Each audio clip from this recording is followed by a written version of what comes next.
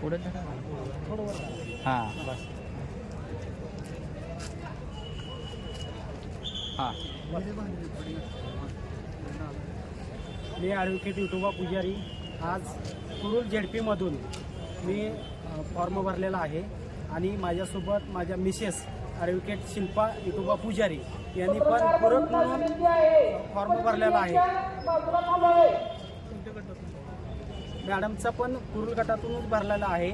मी सुरुवातीला पंचायत समिती कुरुल येथं ओबीसी जागा असल्यामुळे त्या ठिकाणी मी ओबीसीच्या जागेवर मी माझी उमेदवारी सर्व पक्षाच्या पदाधिकाऱ्यांना मागितली होती. परंतु एक वकील असल्यामुळे किंवा एक सुशिक्षित असल्यामुळे या लोकांना आमची उमेदवारी चालत नव्हती. मग त्यानंतर आम्ही ठरवलं की कुरुल झेडपी लढवायची आणि मॅडमचे सर्वसाधारण कास्ट येत असल्यामुळे त्यांचा फॉर्म भरा म्हणून मी त्यांना सांगितलं होतं. त्यांचं म्हणणं असं आलं की वकील साहेब तुम्ही तयारी केली आहे आणि तुम्ही कुरुल झेडपी लढवावी. आणि आज सध्याला बघत असाल की महायुती आणि महाविकास आघाडीमध्ये विरोधक पक्षच ठेवला नाही ह्यांनी. ह्या सर्व महायुतीच्या लोकांनी घड्याळ असेल कमळ असेल ह्या लोकांनी फक्त आपला स्वार्थ साधण्यासाठी आपले दुकान बंद होणे म्हणून यांना जनतेचं घेणं देणं नाही. ह्यांनी फक्त आपल्या स्वार्थासाठी सर्वजण महायुतीमध्ये जात आहेत. शेतकऱ्याचं घेणं देणं नाही. शेतकरी उपाशी मरत आहेत. कुणाला रस्ता नाही पाणी नाही. फक्त यांच्या भूलथापा आणि आश्वासन आहेत. मतदारसंघात एकमेकावर टीका करणे याशिवाय काही सुद्धा नाही. आज आमच्या कुरुल झेडपीमध्ये परिस्थिती बघितली असता त्या ठिकाणी रस्ते पाणी मिरी असेल वटवटे जामगाव मिरी ह्या कारखानदार लोकांनी तिथलेच रस्ते खराब केले आहेत. आणि आज ती लोक उमेदवारी म्हणून फॉर्म रिंगणात येत आहेत आणि ते गेटकेन उमेदवार आहेत.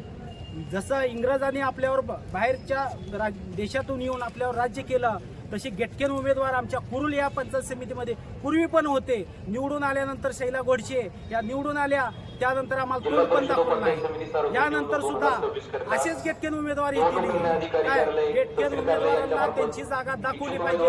गेटकेन उमेदवाराला थारा देऊ नका. याने आपल्याला आश्वासन देतील मंत्री की बाबा मी तुमच्यासाठी हे करू ते करू. त्यानंतर तुम्हाला भेटी गाठी तोंड सुद्धा दाखवणार नाही. तोंड दाखवा आणि पैसे द्या अशी वेळ येईल. आज तुम्हाला 4 पैशासाठी समजा 5 वर्षासाठी तुम्हाला 4-5 हजार रुपये दिले तर एक दिवसाची किंमत किती झाली तुमची? 1-2 रुपये.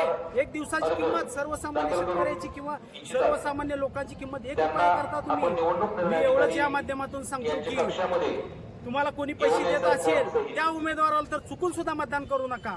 जो आपला आहे आपल्या म्हणजे भागातील आहे आणि सर्वसामान्यांसाठी काम करणारा जो उमेदवार असेल तो मी आहे. आणि वंचित बहुजन आघाडी देशामध्ये आता सध्याला तुम्ही बघत असेल प्रत्येक वंचित म्हणजे जी घटक आहेत जी विकासापासून वेगवेगळी म्हणजे अलिप्त आहेत आजपर्यंत तिथं लोकांना सत्ता उपभोगायला मिळाली नाही.